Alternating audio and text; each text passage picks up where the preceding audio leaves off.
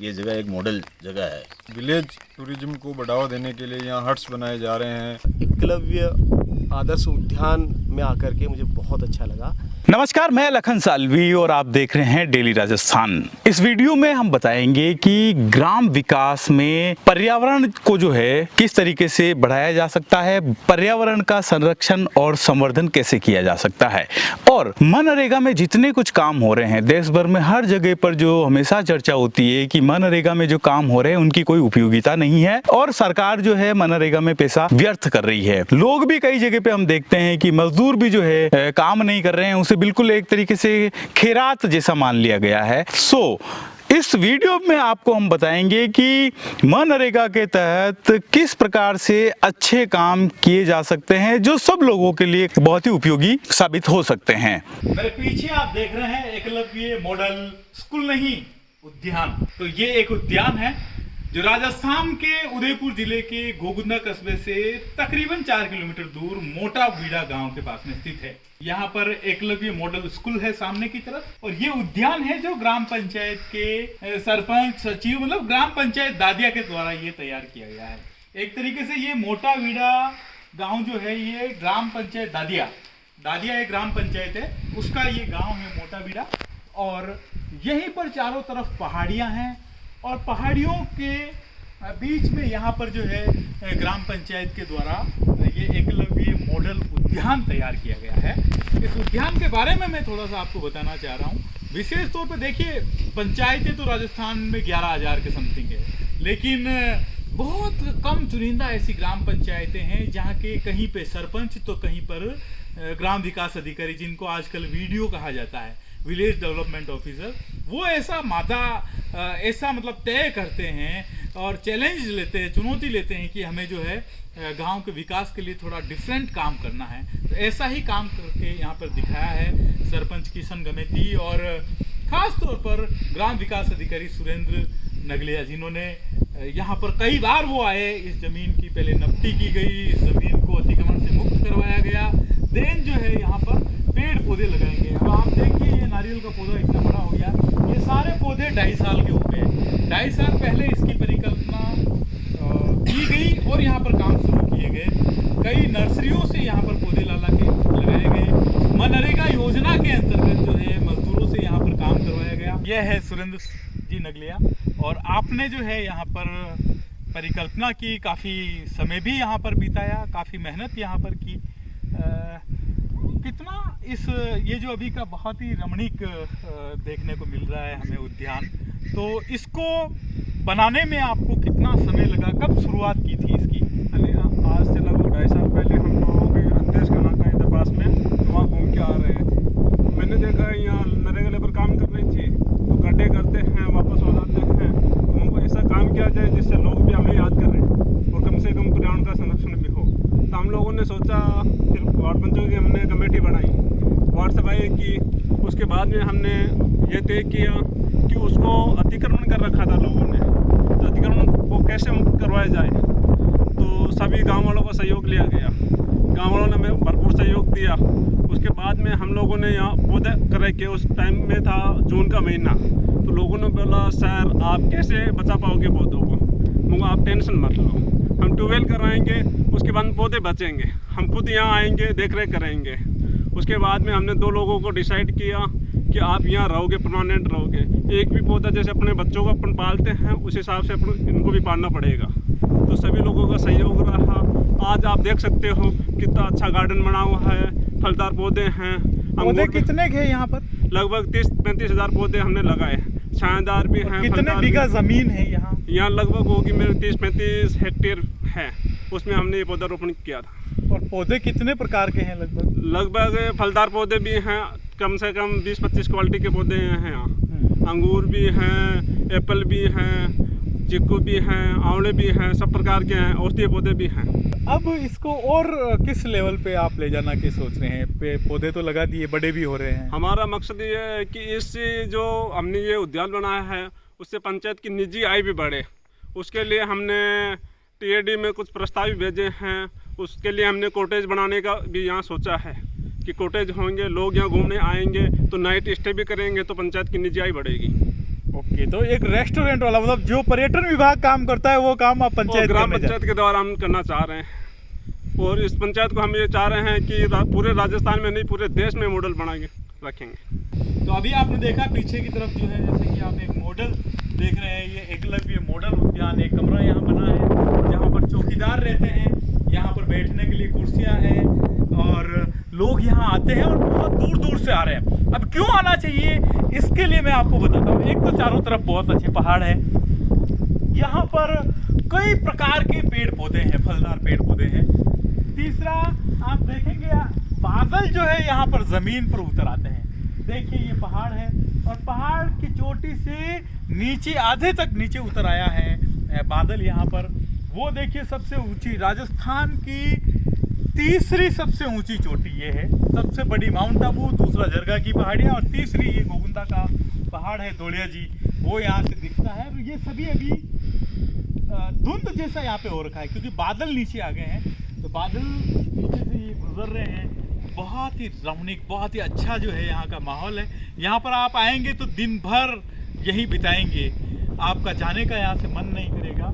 यहाँ पर झूले लगे हुए हैं, यहाँ पे बैठने की ब्रेंचें लगी हुई है और आप देखेंगे वो सुदूर वहाँ पर एक बिल्कुल एक मॉडल सुखाड़िया सर्किल है। मतलब आपको लगेगा कि आप जो है वहाँ आ गए हैं, उदयपुर के सुखाड़िया सर्किल पे बैठे हैं। जैसे वहाँ पानी है, चारों तरफ बैठने के हर्ष है और बहुत अच्छा यहाँ लगता है। किसी भी मौसम में आइए और ख़ास तौर पर इस सावन के महीने में तो एक बार यहाँ पर आएंगे आप, तो वास्तव में आप यहाँ से बहुत सारी चीज़ें लेके भी जाएंगे।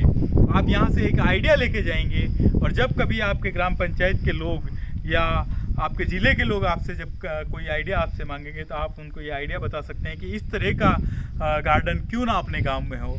और राजस्थान की हर ग्राम पंचायत के हर व्यक्ति को एक बार आके यहाँ पर देखना चाहिए। खास तौर पे सरपंचों को, वार्ड पंचों को और जो जनप्रतिनिधि हैं, ग्राम विकास अधिकारी हैं, उनको यहाँ पर आके देखना चाहिए कि मॉडल कैसे डेवलप किए जाते हैं, पर्यावरण को कैसे संरक्षित और उसका कैसे संवर्धन किया जा सकता है। ये जो उद्यान तैयार किया गया है, इससे कई उद्देश्य पूरे हो रहे हैं। ग्राम पंचायतों का उद्देश्य रहता है पर्यावरण का संरक्षण करना, वो यहाँ पर हो रहा है, पेड़ पौधे लगाए जा रहे हैं। ग्राम पंचायत की एक संपत्ति विकसित करना, वो काम यहाँ पर हो रहा है। गांव के लोगों को रोजगार देना, वो यहाँ पर हो रहा है। और चौथी जो इनकी बड़ी सोच है कि इसको ग्रामीण पर्यटन की दृष्टि से बढ़ावा देते हुए ग्राम पंचायत की निजी आय को बढ़ावा। तो यहाँ पर हट्स बनाए जाएंगे, मतलब कमरे बनाए जाएंगे, स्विमिंग पूल यहाँ पर बनाया जाएगा और वो किसी फर्म को ठेके पर दिया जा सकता है। कोई कंपनी, कोई फर्म जो है उससे रेस्टोरेंट, होटल की तरह चला सकती है और साथ ही ग्राम पंचायत किन्हीं को रोजगार देके किन्हीं लोगों को जो है ये काम दे सकेगी, जिससे गांव के लोगों को भी और रोजगार मिलेगा और ग्राम पंचायत की निजी आय भी बढ़ेगी। भीलवाड़ा जिले से आए पर्यटक अविनाश विकास शर्मा व नरेश गुर्जर ने बताया कि मनरेगा के तहत इस प्रकार के कार्य देश भर की अन्य ग्राम पंचायतों में भी करवाए जाने चाहिए। हम भीलवाड़ा जिले से आए हैं और ये बहुत ही अद्भुत और खूबसूरत जगह हमको देखने को मिली यहाँ गोगुंदा में। ये नरेगा में किस प्रकार के कार्य देश भर में हो सकते हैं, उसके लिए ये जगह एक मॉडल जगह है जो बहुत ही शानदार तरीके से इस पैसे का उपयोग किया गया है। जहाँ नरेगा को पूरे देश भर में क्रिटिसाइज किया जाता है कि पैसों का दुरुपयोग है, उन सब लोगों को इस प्रकार के मॉडल को देखने आना चाहिए कि एक सरपंच और सचिव मिलकर किस प्रकार नरेगा के पैसों का सदुपयोग कर सकता है, जिससे पर्यावरण के प्रति इस प्रकार की खूबसूरत जगह को पर्यावरण के अनुकूल बनाना और पेड़ पौधे लगाना और फलदार और छायादार वृक्ष लगाना और इस प्रकार का गार्डन एक तरीके से डेवलप करना नेचर के बीच में, बहुत ही सुंदर कार्य किया है। यहाँ का सरपंच और सचिव बधाई का पात्र है और अद्भुत कार्य है। यहाँ आके इस चारागाह भूमि का जो विकास देखा है वो अपने आप में बहुत अद्भुत है और यहाँ जो ग्राम पंचायत जो काम कर रही है बहुत शानदार काम किया है। बहुत सारे पौधे लगाए हैं और चारागाह को सुरक्षित करने का काम किया है। और जैसा जानकारी मिली है कि विलेज टूरिज्म को बढ़ावा देने के लिए यहाँ हट्स बनाए जा रहे हैं, फलदार पौधे लगाए जा रहे हैं, घास के मैदान बनाए जा रहे हैं वो बहुत ही अद्भुत है। पूरी ग्राम पंचायत बधाई की पात्र है और इस तरह के प्रयास सभी ग्राम पंचायतों के माध्यम से होने चाहिए। ये एक बढ़िया मॉडल है, इसको पूरे राजस्थान में, पूरे देश में इसको रिकॉग्नाइज किया जाना चाहिए। ग्राम पंचायत दादिया द्वारा निर्मित एकलव्य आदर्श उद्यान में आकर के मुझे बहुत अच्छा लगा। ख़ास तौर पे यहाँ जिस तरह की बायोडाइवर्सिटी है वो देख करके, और इतने विकट पहाड़ी इलाके में फलदार जो पौधे लगाए गए हैं यहाँ आप अमरूद देख सकते हैं, यहाँ आप सहतूत देख सकते हैं, यहाँ अंगूर की बेलें लगी हुई है, पपीते हैं और पता नहीं कितने प्रकार की वनस्पति और एलोवेरा और सब कुछ चीज़ें देख करके, नारियल वगैरह। तो एक तो ये इस चीज़ को स्थापित करता है कि अगर लोग ठान लें, खासतौर पे ग्राम पंचायतें ठान लें, तो वो इस तरह के उद्यान निर्मित कर सकती है जो लोगों को आकर्षित करते हैं, लोगों के लिए यहाँ आने की एक जगह बनाते हैं। और जब लोग ऐसी जगहों पर जाते हैं तो वो प्रेरणा प्राप्त करते हैं कि कैसे हमें पेड़ पौधे लगाने हैं, कैसे पर्यावरण का संरक्षण करना है, और ये जो क्लाइमेट चेंज की हम पूरी चीज़ से जूझ रहे हैं उसके बारे में लोगों को एक समझ बन सकती है। दूसरा, मुझे यहाँ आकर के ये भरोसा फिर से साबित हुआ, क्योंकि हम महात्मा गांधी रोजगार गारंटी योजना की पूरी चीज़ से, उस कानून से जुड़े रहे और बार बार हम ये आलोचना झेलते रहे कि ये जो काम होते हैं ये केवल मिट्टी खोदने और इधर से उधर डालने का एक ऐसा अनुपयोगी सा काम है जिसका कोई मतलब नहीं है। लेकिन यहाँ आकर के हमें ये समझ में आया कि आप बहुत ही यूज़फुल, फ्रूटफुल चीज़ें बना सकते हैं ग्रामीण संरचना में, जहाँ पर ये एक ऐसी चीज़ बन गई है जो पीढ़ियों के लिए नरेगा का वरदान है। तो ये पानी रोकेगी, क्योंकि जो ड्रेंचेज बनाए गए हैं, तो ये भूजल के संरक्षण के लिए भी एक अद्भुत चीज़ है, ये पर्यावरण के लिए बहुत अद्भुत चीज़ है, और आने वाले समय के लिए लोगों के लिए यहाँ आकर के लोग बैठेंगे, बातचीत करेंगे। बहुत सुंदर नाम भी रखा है, एकलव्य आदर्श उद्यान।